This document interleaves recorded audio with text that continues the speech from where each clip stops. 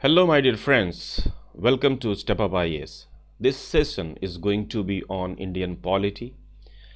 As we all know that Indian polity is one of the favorite subjects of civil services aspirants, and everybody, if they are going to start from any subject, then this subject will be the most popular subject. But the question arises here is that how to study? How to study this Indian polity? Now most of the people will start from Democracy at Work, or they will go for the Lakshmikant's book. But have you ever thought that if you are going randomly and studying any subject, will you be able to score a good marks in civil services mains as well as preliminary exam as far as Indian polity is concerned? Now the question is that what should be the method? What should be the best method to study Indian polity? Now I want to tell you one thing, that if you want to score well, or if you want to qualify civil services exam in the very first attempt, you must be in the right direction.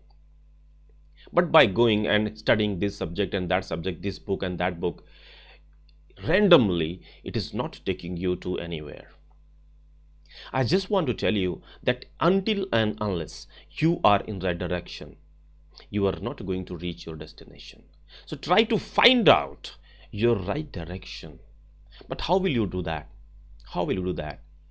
You must concentrate on those strategies which toppers have been adopting first. And second thing is that you must understand your personality. You must understand your background. You must understand your understanding level of any subject and your writing skills. If you know your strength and weaknesses, definitely it will help you in finding a right direction.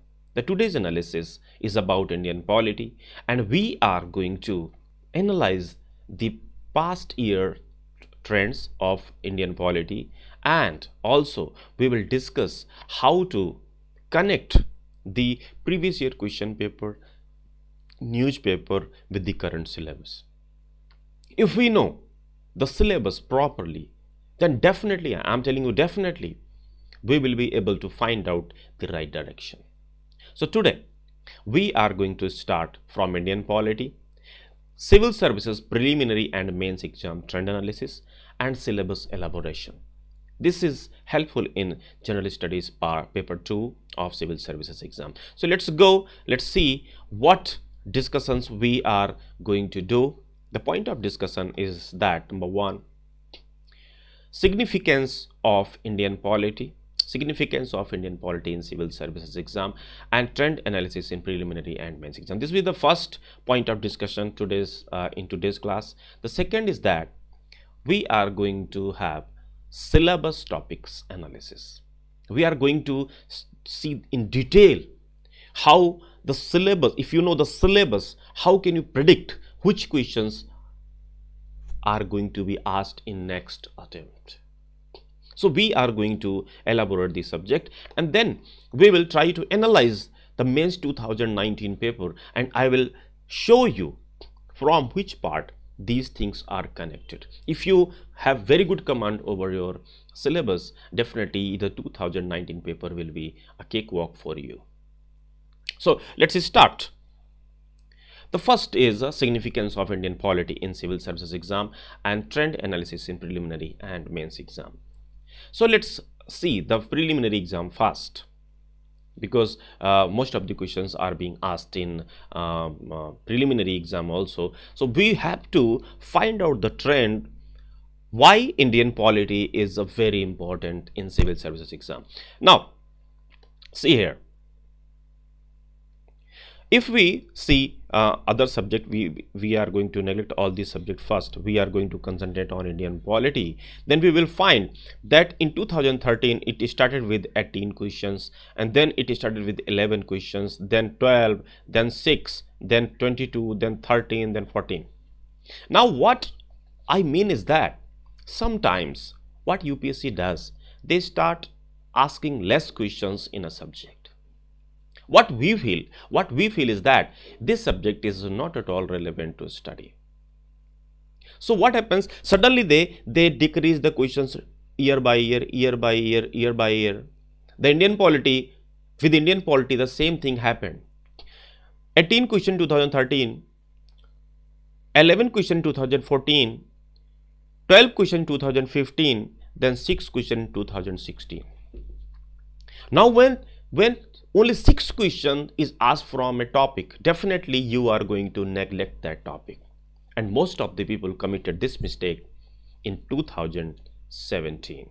Why? Because in 2017, they thought that the polity question is not being asked. And then what happened? You can see 22 questions were asked from polity section in 2017.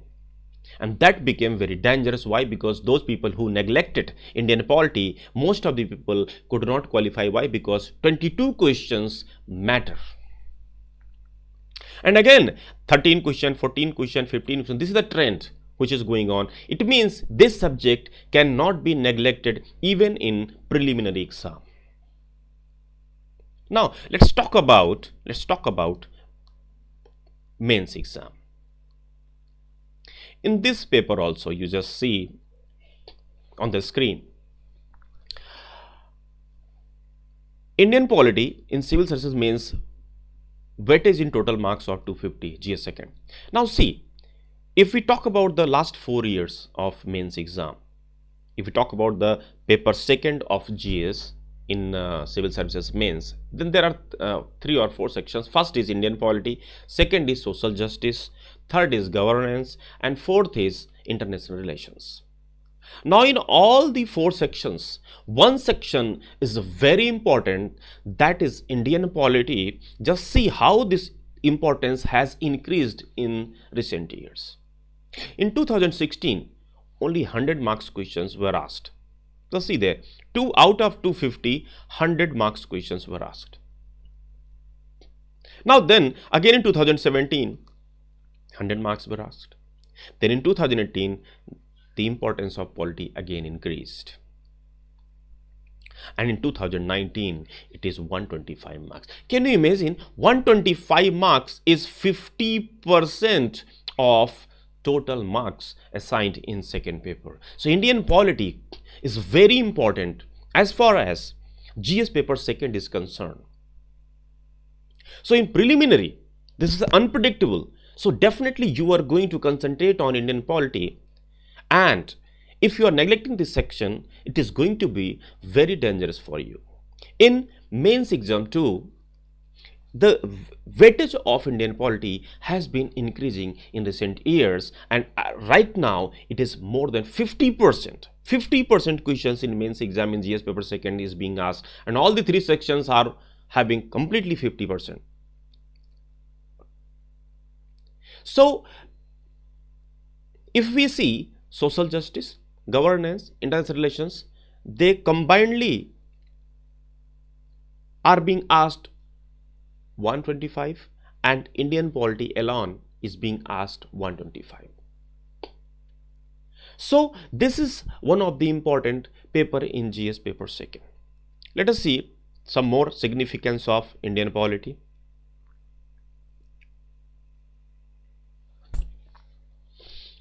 Other significance, if you know Indian polity in a better way,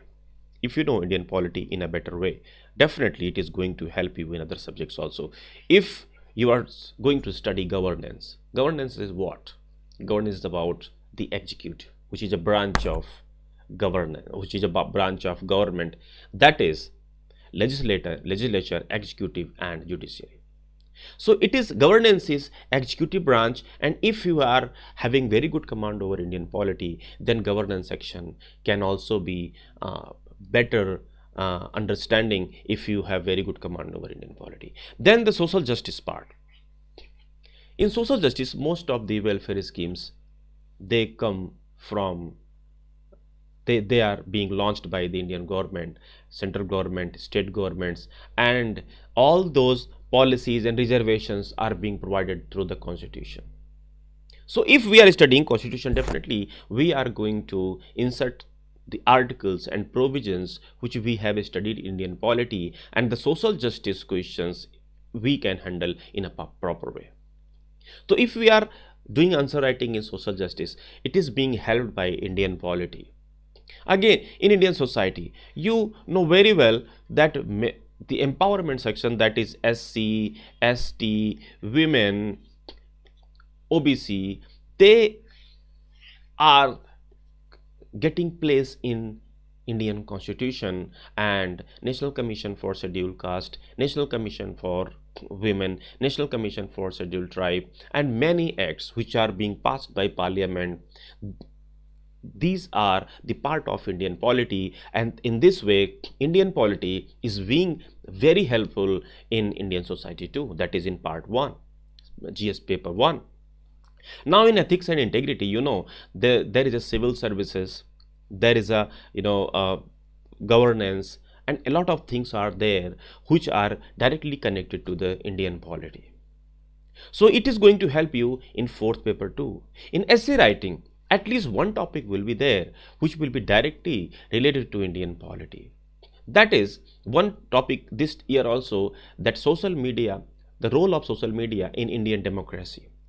This part, until unless you know what is Indian democracy, until unless you know the democratic values, definitely you are not going to be able to handle the role of social media in a proper way. If you want to make your essay writing multidimensional, if you want to make answer writing multidimensional, Indian polity is going to be very helpful section. And then helps in interview. Most of the questions in interview, they are being asked on government policies, government structures, role of judiciary, and this is going to again help you in interview too. So in this way we can see Indian polity has greater significance in civil services exam. So let us go to the syllabus elaboration. Now what is the need of syllabus elaboration? I will tell you the role of direction.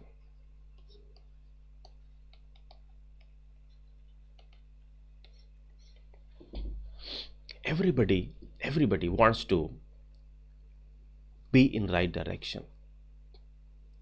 They just want to reach their destination in the very first attempt. But the problem is that they are studying too much, they are working hard, but they are not reaching their goal just because of one thing, that they are missing the direction. If anybody wants to go in this direction, this is the goal. Now if you miss the direction here, definitely you will reach somewhere else. Now if you want to be in right direction, you need a GPS system, your own GPS system, which make you in right direction. The syllabus, if you are having very good command over syllabus, I'm not talking about all the topics, I'm talking about the syllabus. If you remember every point of the syllabus, it is going to help you, it is going to work as a GPS system, and you will be in the right direction. Every time, whenever you feel, while studying newspaper, while writing an answer, if you have very good command over syllabus, it is going to make you in right direction. So let us see what are the benefits of if we are having very good command over syllabus. If we are having very good command over syllabus, what helps we are going to get? Number one, to help us understand the pattern of exam by seeing the previous year question papers. Now if we see the previous year question paper, we will understand the pattern and we will see how the syllabus is connected with that question, right? The second thing is that since polity paper is mostly a connected with the current affairs, we can connect newspaper with the syllabus and predict the questions to be asked in mains exam. Now, if we have very good command over syllabus,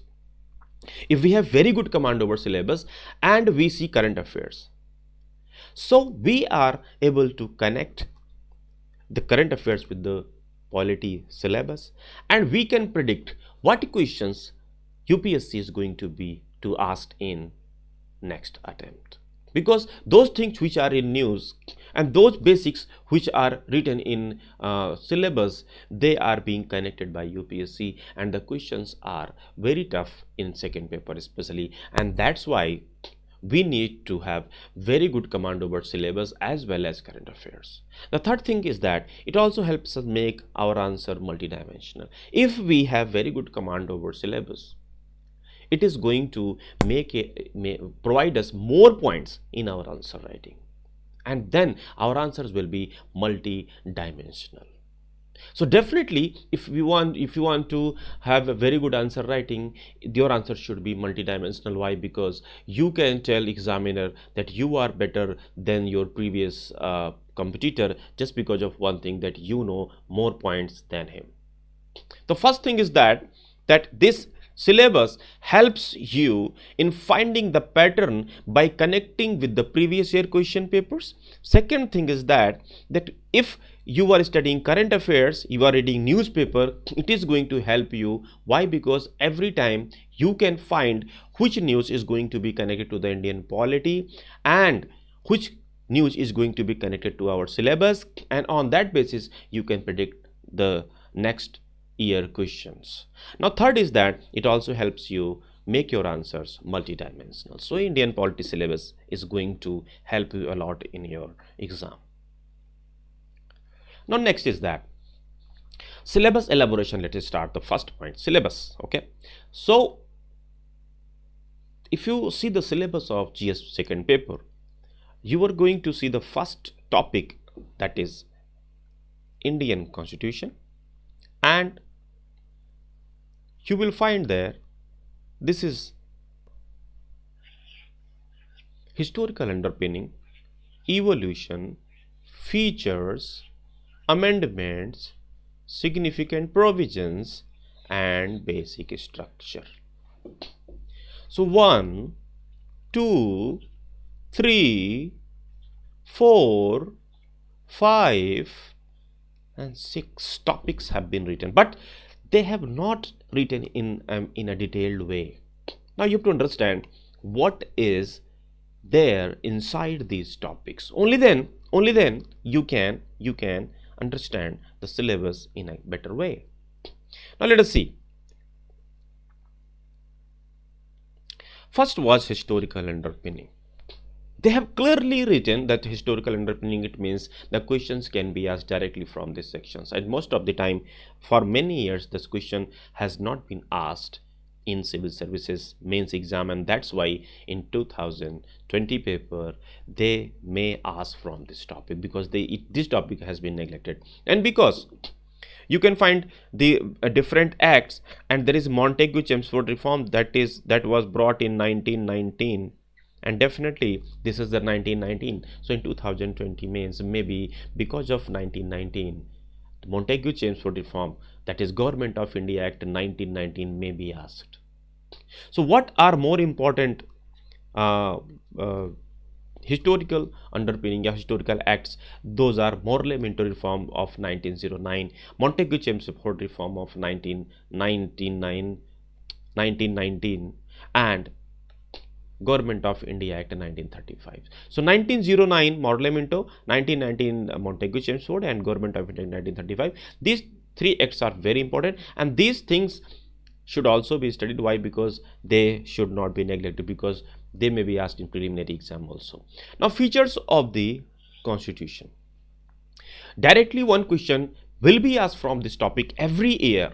If they are asking about federal this year, they will ask about judiciary next year, then they will ask about parliamentary system next year, and secularism is such a topic that every year they are asking. Even this year they have asked the question from this topic. They will ask socialism, on topic on socialism, republic, and enforceable, that is fundamental right, and non-enforceable, that is TPSP. These questions can be asked. So features of the Indian Constitution, the topics will be asked. The significant provisions have been written there. Significant provisions, that is provisions related to states and union territory. Very important for 2020. Why? Because Article 370 have been scrapped, and that's why this topic is very important. Fundamental right, DPSP, and fundamental duties are other provisions, and every time fundamental right is one of the most important topics from where the questions can be asked. And then there is amendment. Questions on amendment has been asked in 2019, but it is not, it cannot be said that in 2020 it will not be asked. Why? Because while scrapping 370, many procedures of amendment were not followed, and that's why this question can again be asked. Though amendments in Indian Constitution are of three types. First is by simple majority, that is the present and voting, that is whosoever is present in parliament. If more than 50% people are voting, then this amendment is done. So special majority, and there is special majority with ratification of more than half of the state. When you are studying polity in detail, this topic will be discussed. What I want to tell you that amendment can be done in three ways: simple majority, special majority, and a special majority and ratification by more than half of the state. It is the blend of flexibility and rigidity. This is more flexible and this is most rigid. So that's why our amendments, the amending procedure of Indian Constitution is called the blend of flexibility as well as rigidity. Now, basic structure. Next topic is basic structure. What is a basic structure? Very simple. You can see that if this is a building, then first the building is created on the base, and then you can make any structure on that. But if you destroy this structure, definitely the building will also be destroyed. When there was a collision between legislature and executive, judiciary has to propound this doctrine in 1973 in Keshavananda Bharati case. What it told is that you can amend any part of the constitution, but you cannot destroy the basic structure of the Indian Constitution. When people asked what is the basic structure, judiciary told, we will tell you as the time passes. Until now, many things have been declared as basic structure, just like parliamentary system, secularism, federalism. They have been declared as the basic structure of the constitution, and they cannot be changed. The first topic, I think I have attempted to make you clear, and then we will go to the next topic. Now let us see the second one. First topic we have discussed. Now second one, functions and responsibilities of the union and the states, issues and challenges pertaining to the federal structure, devolution of powers and finances up to local levels, and challenges therein. Now what they are talking about, functions and responsibilities of union states. What is union and state? They are the part of a federal structure. In India, you can see that Modi government is at center, that is union, and if you take the example of UP, then Yogi ji, the CM, and his cabinet is at a state. So UP is a state, and Delhi, where our capital is there, our national government, central government is ruling the entire India over here. So they are the part of the federal structure. We are going to discuss these things in this topic. Then devolution of powers and finances up to local levels and challenges. Now Constitution has devolved the powers between center, state, and local level. Local level means panchayat and municipalities. So these questions will be asked from this section. So we are going to discuss this topic in detail. Now see this. There are three types of government types. The first is unitary system, second is federal system, and third is confederation. In unitary system, The center government, that is called national government, it provides all the power to units, you can say units. It means the national government, center government is the most powerful, and all the units, that is local and states, provinces, all these, they derive powers from the center government.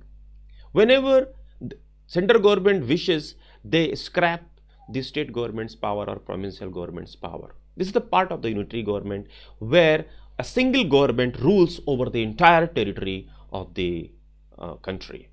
Now, second is federal system.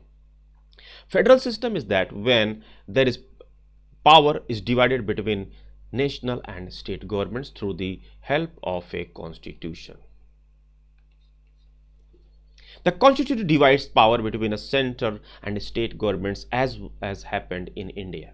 In India, the constitution divides the powers between center and state. So there will be definitely challenges and issues between center and state, and that the question will be asked from the center and state relations.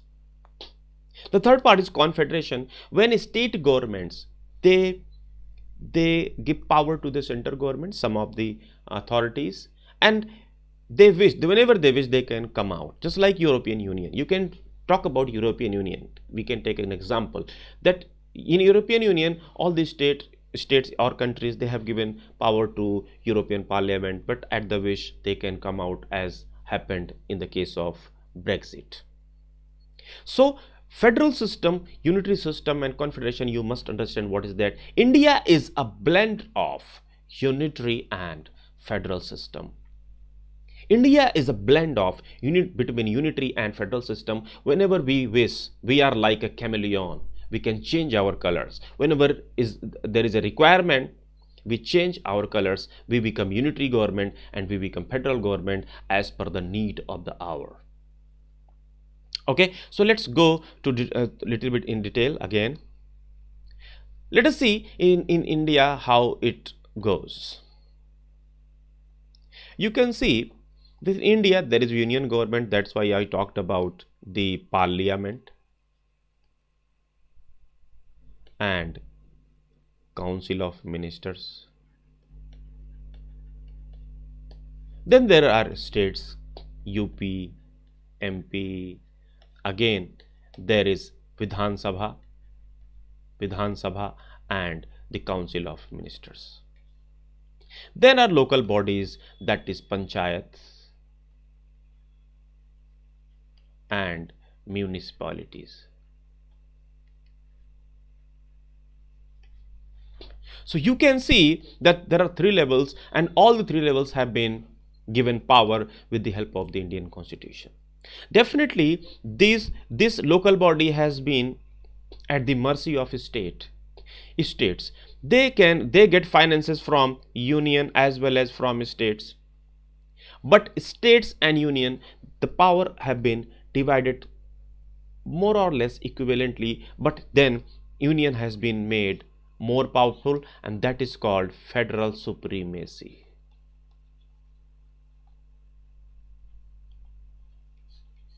There is federal supremacy, that is union government is supreme to all.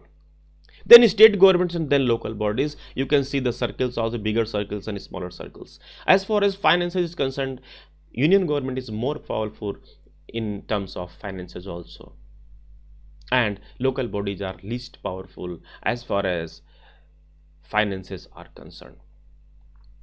So all state governments and local bodies, they have been given less power. Why? Because in India, central government had to make more powerful, just because of one thing, that whenever we see in our history, whenever our state governments are more powerful and central government is less powerful, there are chances that the collision will start between center and states.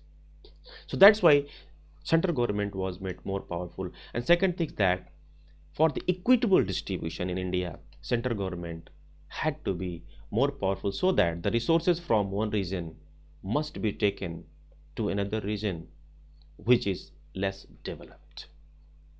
So that's why the challenges and issues can be asked from this section, and that is very important. Now let's go to the next topic of our syllabus, that is separation of power between various organs, dispute redressal mechanism and institutions.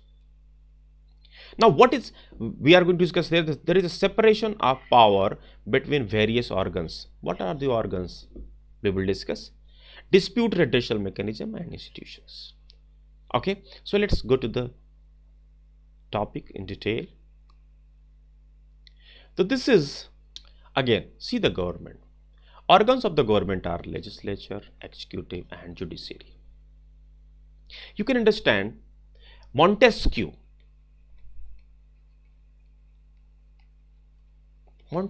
talked about separation of power. Separation of power between whom? Separation of power between legislature, executive and judiciary. If we see, the need of separation of power is that to limit the government. Why to limit the government? If you give a single government all the power, they can make the law, they can execute the law and they can give the judgments also, there are chances that the government is going to be dictators. And to stop this despotism, the powers must be separated in different organs of the government, and that is also giving specialization. If we see the functions of different bodies, these bodies are based on the process of checks and balances. When one body is going to be despotic, that is legislature, executive and judiciary will prevent them from becoming despotic. When judiciary is going to be despotic, then legislature and executive, they are going to prevent that. And when executive is trying to take more authority, then legislature as well as judiciary, they will check them and make them balanced. So separation of power is very important as far as limiting the government is concerned. So many issues can be asked from this section, and what are the separation of power, what are the functions of different sections we can enumerate from here. Executive branch, the power of the president in India. What they do is that power to control the agencies that enforce the law. All those who enforces the law, that is bureaucracy, they are under the control of executive. Ministries, all they come under the executive. So power to negotiate and treaties. If Prime Minister of India is going to abroad and any treaty is made, it is made by the executive. Power to nominate judges. You can understand that ultimately President of India is going to provide the oath to any judges. So it is told that the judges are appointed by the President of India. And then the power to pardon the people convicted of crime. And then President also has power to pardon those people who have been punished by doing any crime. They have all the powers. So what is happening? If judicially is doing anything and executive feels that it is not in the interest of the country, they can take the decisions. Then come the legislative branch. It is power of legislature, that is making a bill, making a law, If any law is made, it is made by the legislature. So power to declare war. If any war is being declared or emergency is being declared, then definitely the role of legislature is very important. Why? Because even if executive declares the emergency, until unless legislature passes that law, it cannot continue for more than 1 month in case of national emergency. And if you are going to declare any war, executive is going to declare any war, definitely the recommendation of legislature is needed. Power over the budget. Budget is also controlled with the help of legislature, because legislature asks the questions. Where you are going to spend the money is being asked, is asked by legislature, and the government has to be responsible for every penny what they are spending on anything. And then power to establish courts. It is the president which can create any court in the territory of the India. So Legislature, work of legislature is to form a law. What is the work of judiciary? Judiciary reviews the laws. If a law is being passed by the legislature and it is implemented by the executive, it is the work of the judiciary to review the law that is according to the constitution or not. Article 13 of Indian Constitution writes that if any provision made by the legislature or executive, it is in contravention with the provisions of the fundamental right, that will be automatically null and void. This gives power of judicial review to our judiciary, and on that basis judiciary can declare any law as null and void. So definitely these branches works on doctrine of principle of checks and balance. So this is going to help you a lot. Again, let's go to the next level. Now we are going to discuss on next part, that is comparison of the Indian constitution scheme with that of other countries. This is the next part of your syllabus and we are going to discuss on. Now see this slide. Comparison of the Indian constitution with the different constitution of the world. Now generally the question will be asked from the if we are comparing any constitution with USA, China, Germany and France. UK, USA, China, Germany and France. Most of the question will be asked from this section. So what is being compared? What will they compare? They will compare the legislative process, executive process and judicial process of India with that of USA, of India with that of UK, of India with that of Germany, of India with that of France. So they are going to compare Indian provisions of the Indian Constitution and the provisions of that Constitution. So first is that the political system will be compared, and then structural system will also be compared, that is unitary or federal system. And then most of the provisions, just like republican system, democracy, secularism, party system, pressure groups, all these processes will also be compared between India as well as other constitutions of the world. So you must get a little bit command over these constitutions, so that ultimately if the question is asked, you are able to compare. One thing I want to tell you, you definitely take care of the news, that if anything is in news, it is USA constitution, it is China, it is Germany, all these issues whatever we are seeing, definitely the question will be asked from those sections only. Just like in 2019 the question was on secularism, comparison of the provision of secularism of India and France. This question was asked, and that's why we have to compare these provisions. Now we are going to the next topic, that is structure, organization and functioning of the executive and the judiciary. So what we are going to compare is that structure, organization, functioning of the executive and judiciary, ministries and departments of the government. So we are going to see the ministries and departments, executive branches, what are the executive branches, from where the question will be asked, and then judiciary. So see this, the executive are of two types. First is temporary executive and second is permanent executive.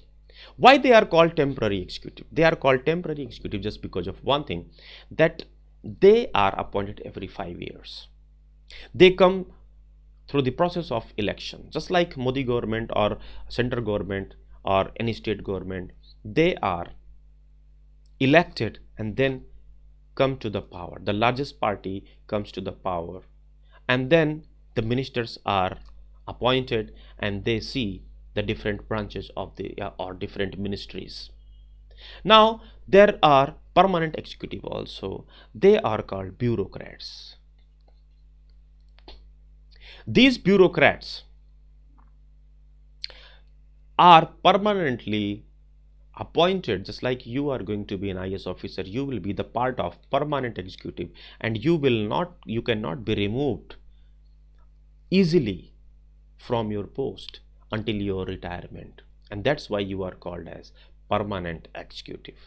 So they are responsible for the supervision, for implementation of the law, and actual implementation is done with the help of the permanent executives. So in this section the question will be asked from the ministries as well as from bureaucracy. So issues, challenges, structure, organization, all these questions will be asked from this section. So you must concentrate that if you are reading any newspaper, definitely you must concentrate on this part too. And then we are talking about unified judiciary system. The question was the judiciary structures. In India, judiciary is unified. In India, judiciary is unified. Supreme Court, High Court and Lower Court. Supreme Court is above all. It has two duties. Number one, it works as a federal court where the comparison, where the dispute between center and state is resolved. They have another one. Why? If they listen the appeal from the lower courts,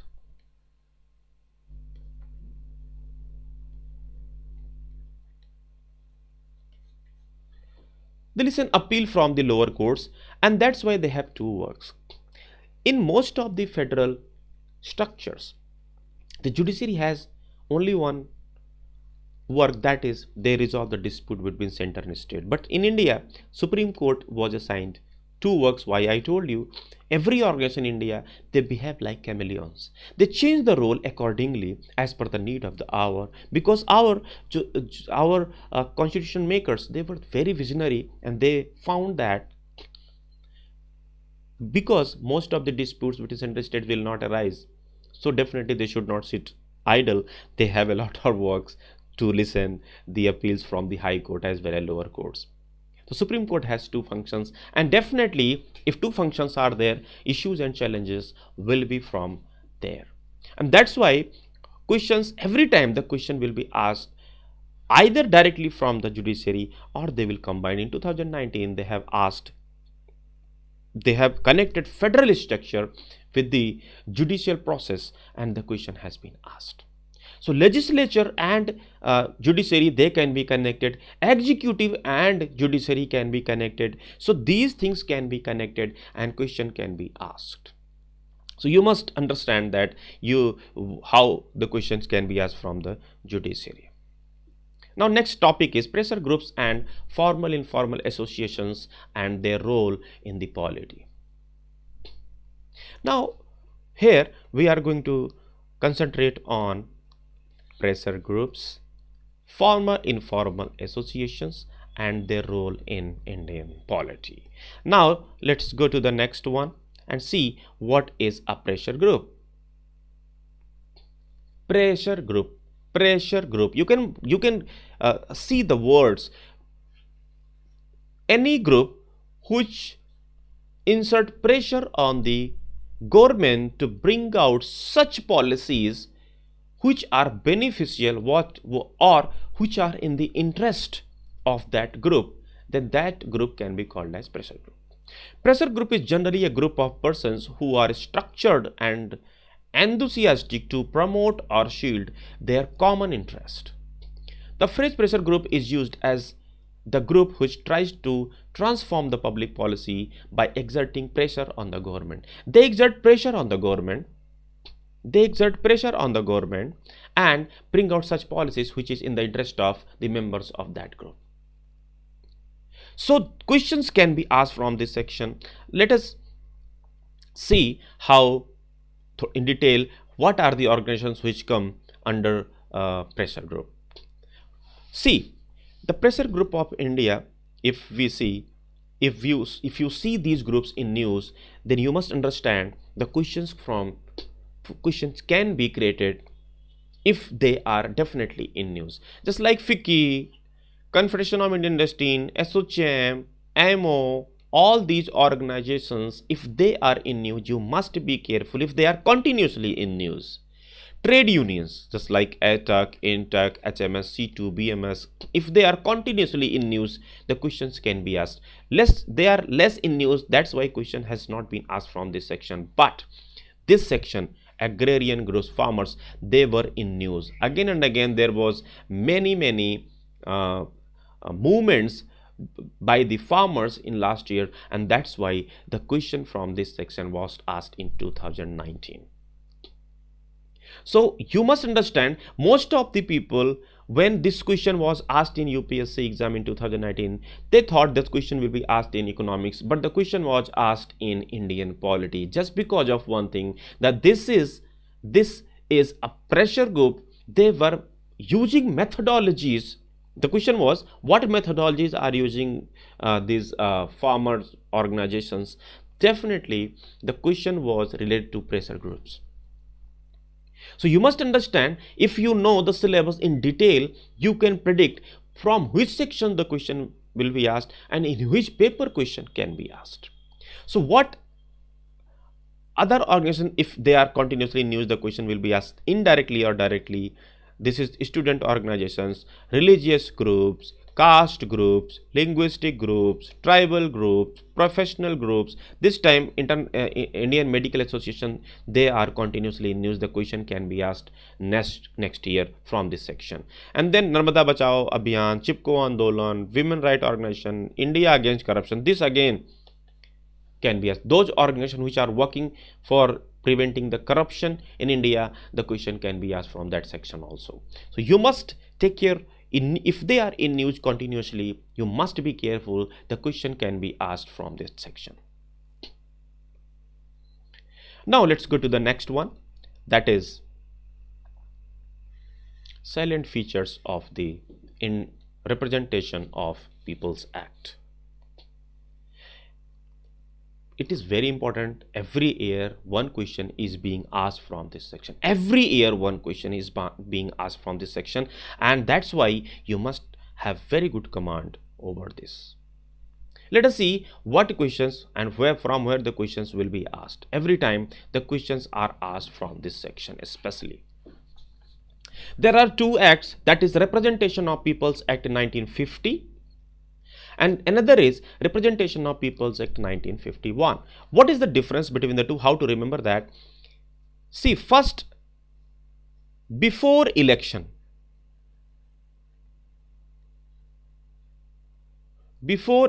whatever is being done, it is there. And after election or during election, whatever is being done, that will be asked from here. Qualification of voters will be decided before the election. Preparation of electorals will be decided before the election. Delimitations of constituencies will be before the election. Allocation of seats in the parliament and state legislatures will be before the election. After the election, actual conduct of the election, administrative machinery for conducting election, poll done, election offences and election disputes, all will be done during election or after the election. So we must understand from where the question will be asked. This is more important. Why? Because the representatives are using many methods which is not democratic, and that's why the question will be asked from this section. Also, the disqualification of the members and many practices, just like paid news and all these things, they were continuously in news. That's why the question can be asked from this section. So this is again very important. Representation of People's Act 1951, and in preliminary also this is important. Why? Because it is continuously in news and the question can be asked from these sections too. Let's go to the next one. Appointment to various constitutional posts, powers, functions and responsibilities of various constitutional bodies. Now see, they are talking about the constitutional post. definitely we must know what is a constitutional post, what is not a constitutional post, and what is a statutory post. If we know the difference, definitely we will be able to compare and we will be able to predict which questions can be asked in the next exam. So let's go to the next slide. See here, the constitutional, extra constitutional, two parts are there, two components can be divided here. First is constitutional, second is extra constitutional. If any post which has been clearly mentioned in Indian Constitution, then they can be called as constitutional post. Just like Election Commission has been mentioned in Article 324, Finance Commission has been mentioned in Article 280, CAG has been mentioned in Article 148, Attorney General has been mentioned in Article 76, Scheduled Caste Commission, and all these things have been mentioned in Indian Constitution, and that's why they can be called as constitutional post. But another is which has not been directly mentioned in Indian Constitution can be called as extra constitutional bodies. Extra constitutional bodies can be divided into two parts, especially two parts. First is statutory and second is by executive action.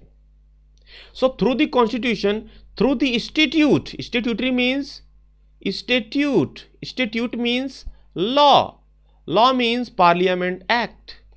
If anything which has been created with the help of Parliament Act, then that organ can be called as statutory body. National Human Rights Commission was created with the help of passing the act in Parliament. National Commission for Women passing the act in Parliament. National Commission for Minorities by passing the act in Parliament. All these things are called statutory bodies. If any question has been asked from this section, definitely you have to see the news which statutory bodies are in news continuously. Just like National Human Rights Commission is continuously in news. National Commission for Backward Classes can be news. National Green Tribunal can be news. So you have to see that these questions may be asked in next year. Now by executive actions, many things have been created by executive action. It is by presidential order. By presidential order, these organs can be created which are called bodies that has been created by executive actions. This includes Planning Commission, which has been ended, which has been replaced with the help by Niti Aayog. So Niti Aayog is created by executive action. In the same way, UIDAI, which is handling all the issues of Aadhaar card, it was also created by executive action. Then one more body, that is a regulatory body, that is also created with the help of executive action or statutory. They are TRAI, SEBI, IRD. TRAI handles the all the things related to telecommunication. SEBI handles all the issues related to share market, and IRDA, Insurance Regulatory and Development Authority, handles all those issues, regulates all those issues related to insurance. So regulatory bodies regulates the functions of the particular field. Those organizations which are created by presidential order can be called as bodies created by executive action. Statutory bodies are those which are created with the help of the act passing in the Parliament, and constitutional bodies are those which has been clearly mentioned in the Indian Constitution. So any issue or challenges which being asked, they can be related with this act. Okay, so let's go to the next one. Parliament and state legislatures.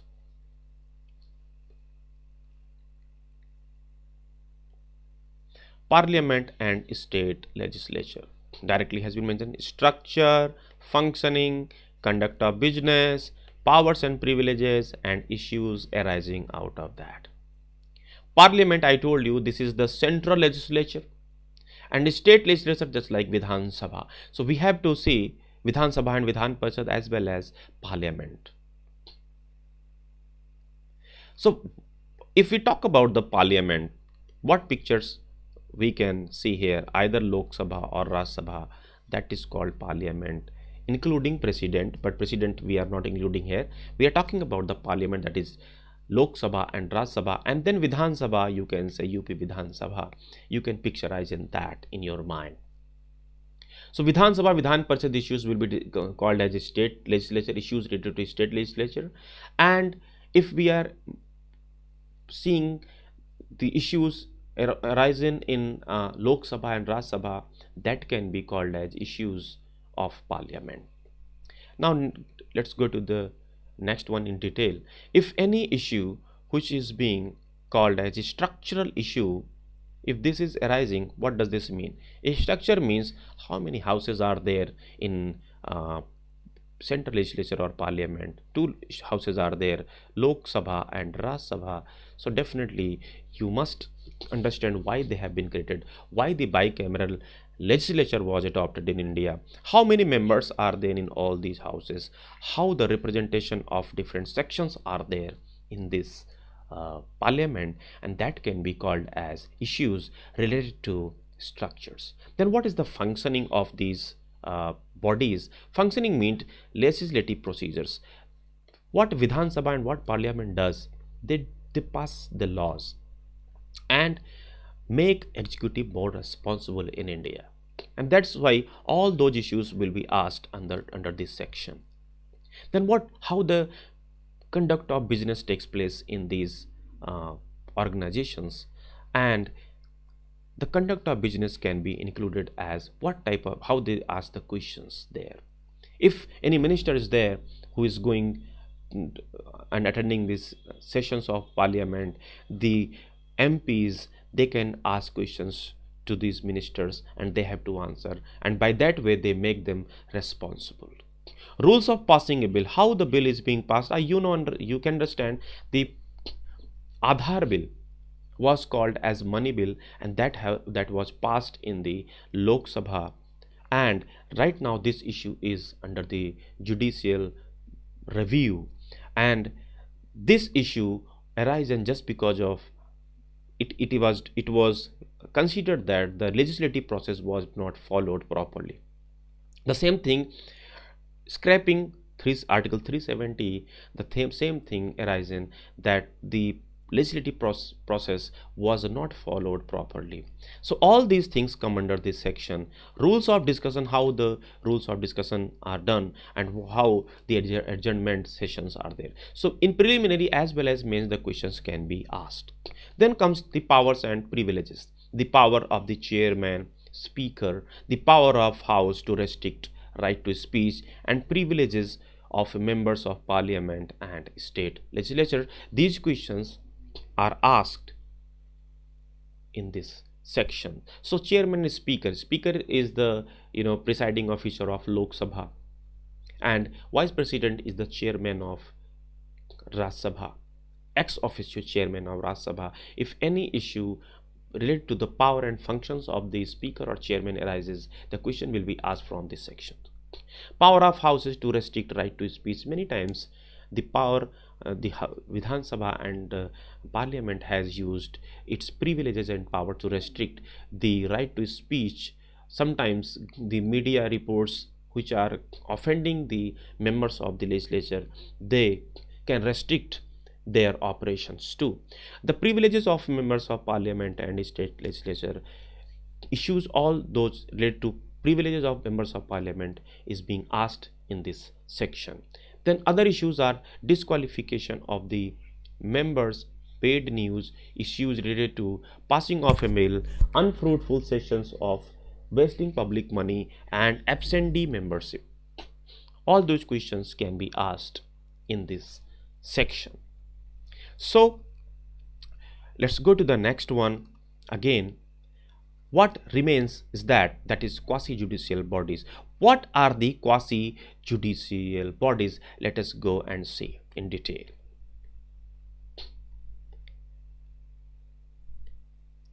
Quasi-judicial bodies are institutes which have powers analogous to that of the law imposing bodies, but these are not courts. Quasi, just see the word. Judicial body, when they become quasi, means they are not complete judicial bodies.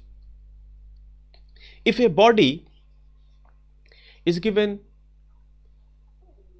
extra functions of judiciary, they will be handling the particular field.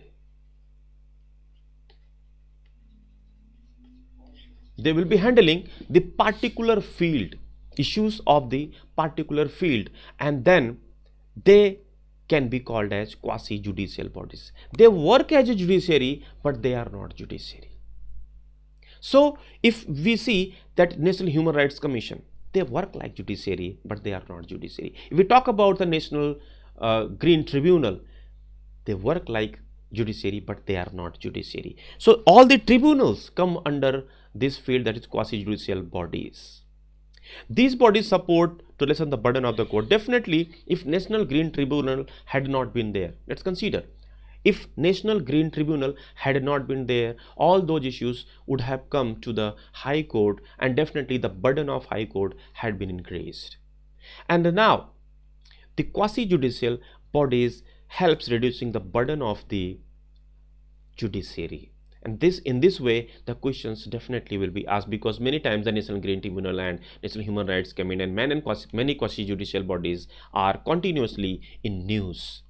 So let us see what are the quasi judicial bodies which are generally in news. See, these are the quasi judicial bodies which are generally in news. First is National Human Rights Commission. Why this is in news?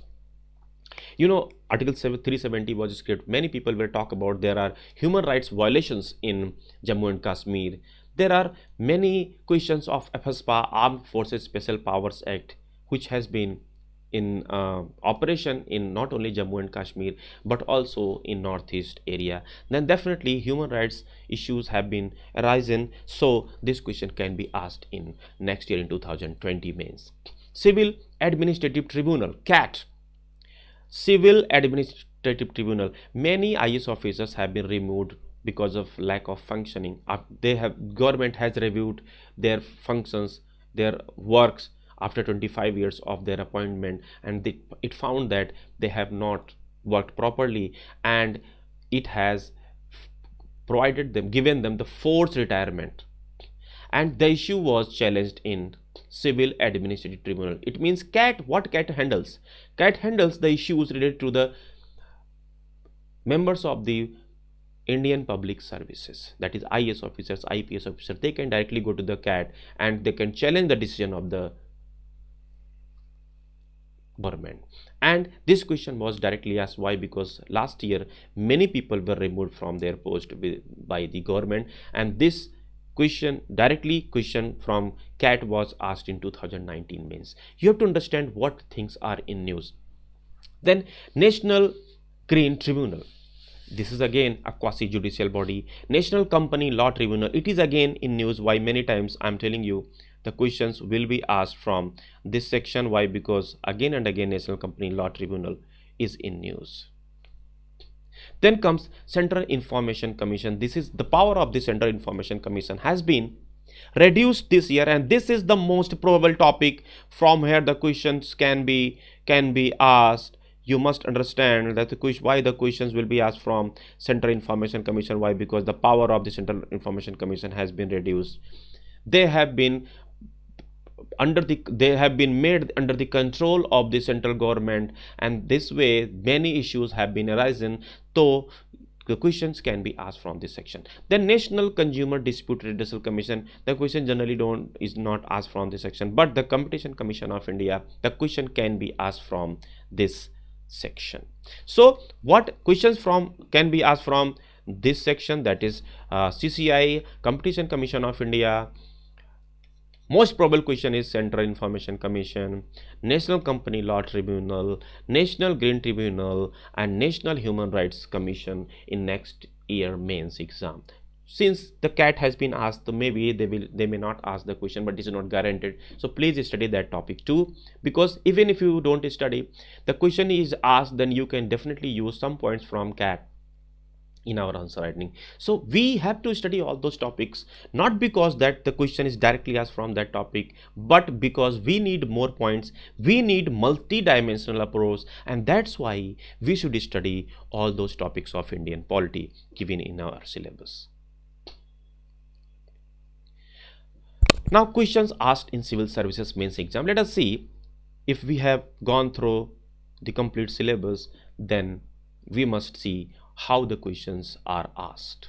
Now the first question is that, which is asked from Indian polity: do you think that Constitution of India does not accept principle of strict separation of power? See, it is written in your syllabus directly, and definitely the question was asked.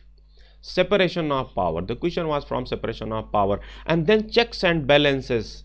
This is the most popular questions. If it is asked, it is not a challenge. You can see how the syllabus was connected. Then second one, Central Administrative Tribunal. I told you the CAT was asked. This is a quasi-judicial bodies. Why? Because the government employees, they were removed from the post, and that's why the question was asked directly. Then I told you about the farmers organization. This question is from pressure group, that is what methods they have used. So this topic was directly from pressure groups. You will find why they are asking from farmers organization in this section. They should ask in economy. You must understand that all those sections, they have the implications not only on the economic structure but also the political structure of the country as well as social structure. They can be asked even in society. So from the resolution of contentious issues regarding distribution of legislative power by the courts, principle of federal supremacy, I told you federation, the one question will be asked from the federalism or judiciary. Now they have asked by merging the two parts, that is principle of federal supremacy and harmonious construction. Harmonious construction was issues which is used by judiciary, and then two things were connected here: federal supremacy and judicial interpretation of a law. Then fifth question was asked, what can France learn from Indian constitution approach to secularism? I told you secularism is most important topic. Every time I am seeing for last 3-4 years, the question on secularism is being asked in either one part or another. So you must concentrate that these topics are in news continuously, and that's why questions are being asked. Then one question you can see that directly People's Representative Act. See, it is written in constitution or not? It is written in your syllabus or not? This topic has been mentioned clearly in your syllabus, and that's why the question is being asked directly. So you must understand why the provisions of this section was in news in recent months, and you can predict the questions, what type of questions can be asked from this section. Parliament's power to amend the constitution. See, amending constitution directly mentioned in your syllabus, and the question is directly being asked. It has been directly mentioned.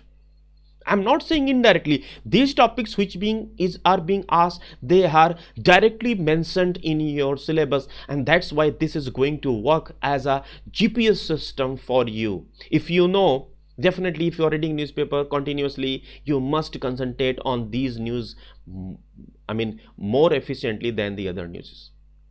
Okay. Then the reservation of seats for women in the institution of local self-government has had a limited impact. We discussed the local self-government issues related to union, state and the local government. Direct question has been asked from the local government. And then the Attorney General of India, I told you the constitutional bodies has been mentioned, and the question has been asked directly from there. Individual parliamentarians' role as the national lawmaker is on the decline, which in turn has adversely impacted the quality of debates and their outcomes. I told you the structure, functioning, powers and privileges of the parliamentarians. The question has been directly asked or not. So you can see all those questions out of 125, you can predict 100% from which section is question is going to be asked. And that's why I am telling you, if you want to find your own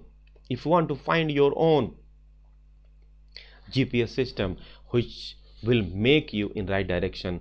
Definitely you must have very good command over syllabus and together with the past year papers trend analysis.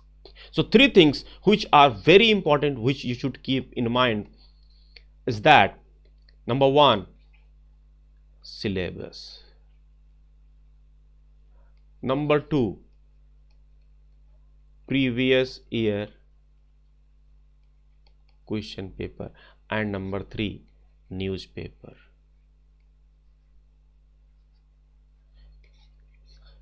These things, newspaper is just like Bible. This will make your studies relevant. Don't run blindly. If you have any query, you can send us messages on WhatsApp, or you can write in comment box. But I will tell you one thing, that please don't run blindly. Don't study anything blindly. First make your GPS system. Everybody is talking about that people can get selection through the self-study. Definitely you are right, but self-study in right direction. I will add two words, in right direction. If you are not in right direction, all the self-study will be useless. Why? Because if you want to go in this direction, your destination is there. If your direction is not right, you will reach here, never here. So you must concentrate on right direction. If Kanishka Kataria got selection in the very first attempt, it means he was in right direction. He was competing with those people who have been preparing for 5 years in they have completed their coaching. They have been residing Rajendran Nagar, Mukherjee Nagar, and they have written their mains interview. Then also Kanishka Kataria got selection in the very first attempt, just because of one thing, that he was in right direction. And if you are in right direction, you will definitely qualify. Try to find out your GPS, and if you are not able to find out your GPS, join us. We will definitely help you to find your direction. Thank you very much.